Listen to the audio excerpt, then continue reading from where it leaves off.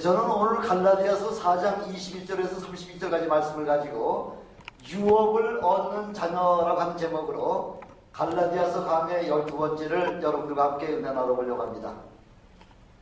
이 갈라디아서를 우리가 계속해서 읽으면서 사도 바울의 그 안타까워하는 그 마음을 우리가 읽을 수가 있지 않습니까? 사도 바울이 전부터 처음부터 그렇게 그 영혼 구원하는 일에 그렇게 안타까운 마음을 가졌습니까? 아니죠. 사도행전 9장 1절에 보면 사도 바울이 예수님을 만나기 전에 그 모습이 자세하게 나와 있죠. 주의 제자들을 대하여 여전히 위협과 살기가 등등했다 이렇게 표현하고 있지 않습니까? 율법에 완벽하고 흠이 없을 때에는 남들이 하는 모든 행위가 마음에 맞지 않는 거죠. 그것이 다 정죄가 되는 거죠. 사람은 많이 알고 날수록 더 겸손해지고 낮아져야 됨에도 불구하고 이렇게 예수 그리스도 밖에 있는 모든 사람들은 예수를 많이 알고 또 많이 힘을 가질수록 점점 더 교만해지는 것이 바로 왜 사람들의 습성이라는 거죠. 저는 이 장면을 보면서 1447년에 우리의 위대한 그 세종대왕께서 훈민정음을 반포하셨지 않습니까? 지금부터 약 한 567년 전쯤 되는데 이때 세종대왕이 그 한글을 갖다가 반포했을 때에 이때에 동일한 똑같은 모습, 이런 사도 바울과 같은 사도 바울이 은혜 받기 전의 모습들을 우리는 볼 수가 있었지 않습니까?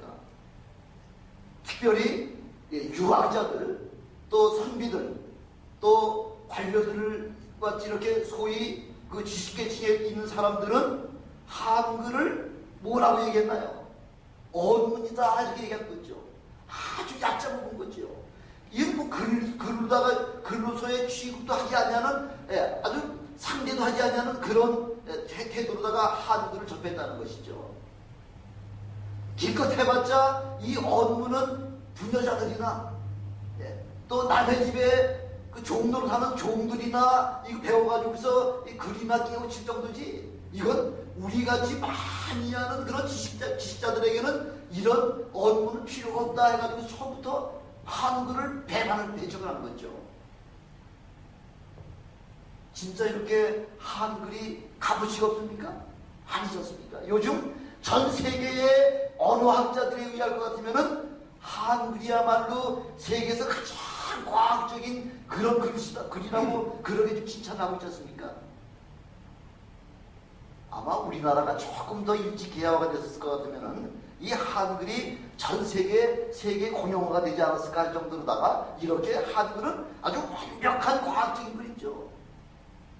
이것이 무엇으로 증명이 되고 있습니까? 요즘 제일 최고의 산업인 IT 산업에 바로 한글이 이 IT 산업을 주도하고 있는 것을 보면은 한글이 이렇게 엄청나게 과학적으로다가 만들어 오신다는 거죠.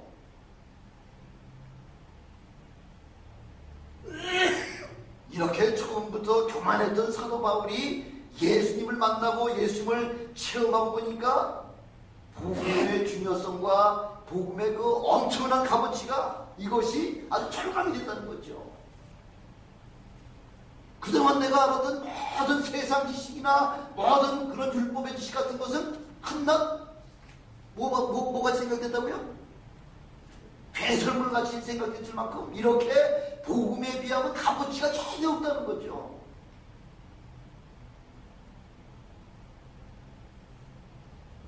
율법의 행위에 익숙한 사람들은 사람들이 보기에 이렇게 율법에 익숙한 사람들은요 복음을 봤을 때에 복음을 아주 우습게 하찮은 거로 봤다는 거죠. 저까짓게 무슨 저까짓게 무슨 복음이냐는 거죠. 신앙 같지도 않다는 거죠. 그 신앙이라고 할 것 같으면은 뭔가 좀 행하고 뭔가 좀 어려운 일을 하다 해야지만 그게 신앙인 것으로다가 이렇게 착각했다는 거죠.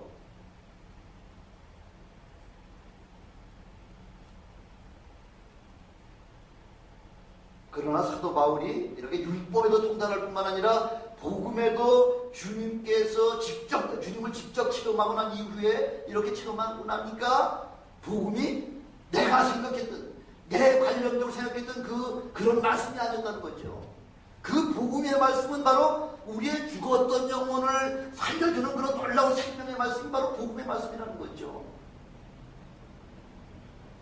그때부터 복음을 모르는 영혼들을 향한 구원의 그 삶과 그 열정이라고 하는 것은 그의 남은 삶을 온전히 그 일에만 전심을 다해서 그렇게 헌신하는 사도 바울의 모습을 우리가 그렇게 사도행전을 통해서 우리가 잘 알고 있지 않습니까?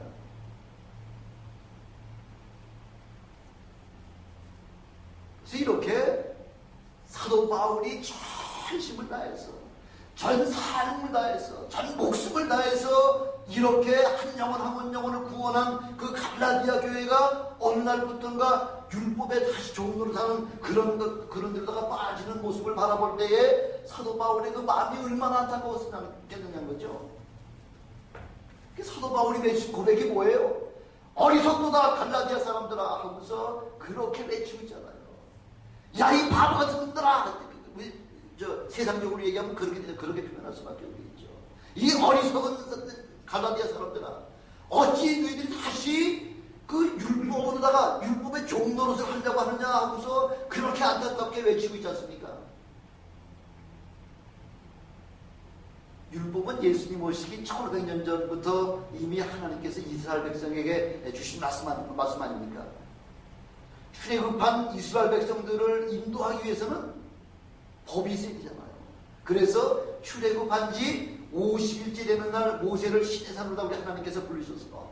그래서 천사를 통하여 율법을 주시고 성막 짓는 법까지 한꺼번에 주셨지 않습니까?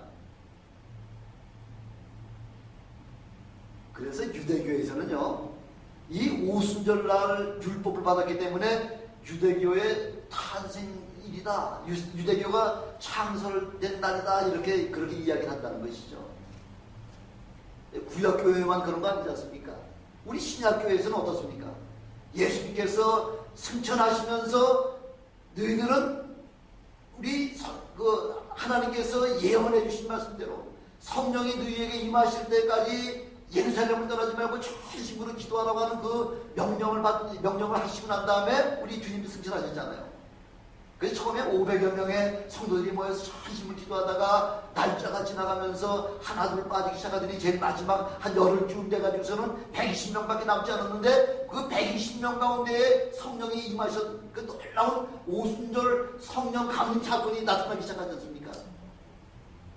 예수님이 승천하신 지 열흘 만에, 예수님께서 사망의 권세에서 부활하신 지 50일째 되는 바로 그날에 성령께서 바로 120문도에게 부어주셨다는 것이죠. 오순절 성령 강림 사건은 바로 신약교회가 처음으로 시작되는 바로 그런 날이었다는 거죠. 그래서 오순절날 구약교회는 하나님의 말씀인 율법을 받았지만은 우리 신약교회에서는 성령을 선물로 받은 그런 날이었고요. 그래서 비로소 교회가 시작된 그런 아주 엄청나게 중요한 날이 바로 오순절 성령 강림절이에요.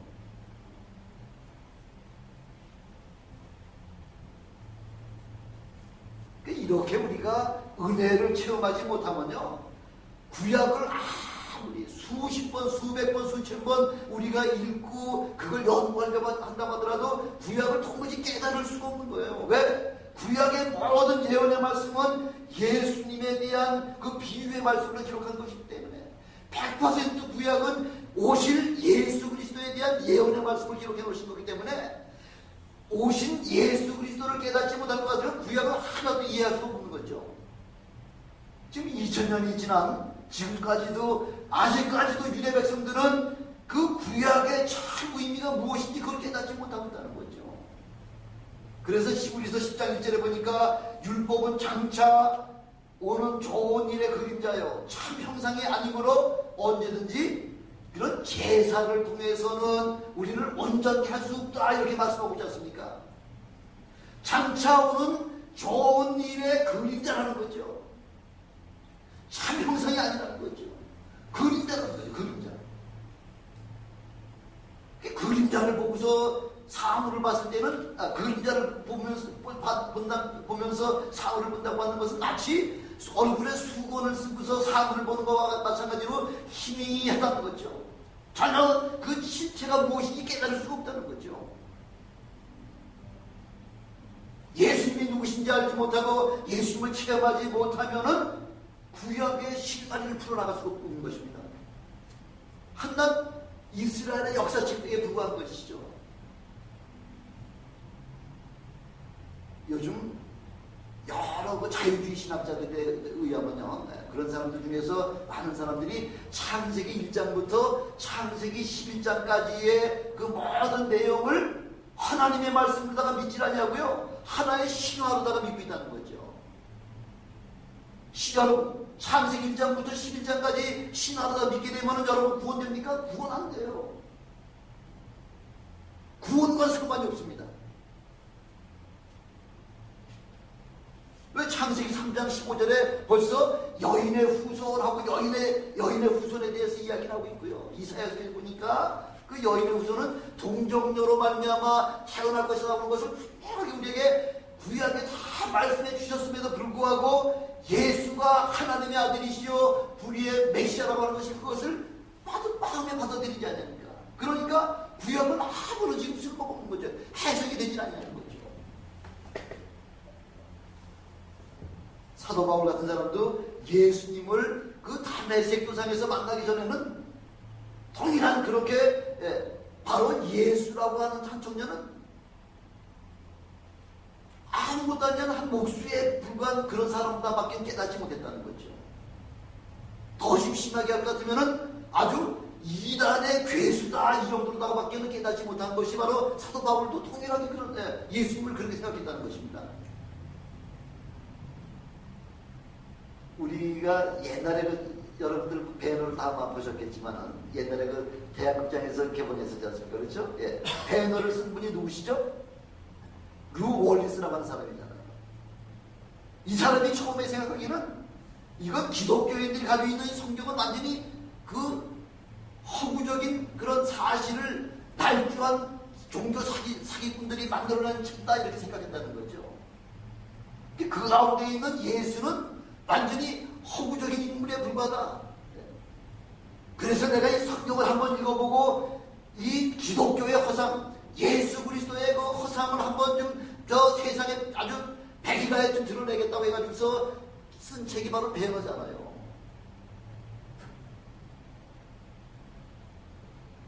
그래서 쓴 책이 아니라 그래가지고서 그렇게 세상에다 공부를 하려고 했는데 성경을 읽다 보니까 이 바로 예수가 하나님의 아들이신 것이 그게 깨달아졌다는 거죠. 성경을 읽다가 예수가 하나님의 아들이신 것이 깨달아지면서 그래서 쓴 것이 바로 배너라고 하는 책입니다.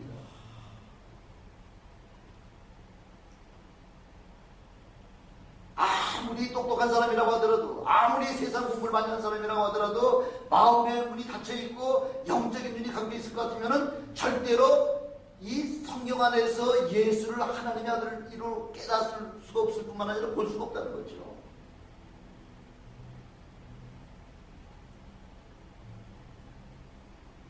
아무나 구원받는 거 아니에요. 몇 번 말씀드리잖아요. 세계 70억 가운데 누구든지 다 와서 믿는 자들에게는 구원의 그 반열에 참여시키겠다고 그 복음의 문을 활짝 열어놓고 계시지만 지금 세상 사람들이 다 복음을 영접을 했습니까? 아니잖아요.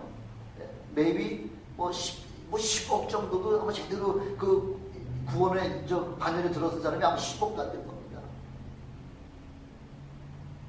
그래서 이 성경을 읽고 하나님의 말씀을 들으면서 예수가 하나님의 아들이시오 바로 우리의 구세주인 것이 그것이 깨달아진다고 할 것 같으면요, 그런 사람들 여러분들은 엄청난 축복의 반열에 들은 사람이라는 거죠.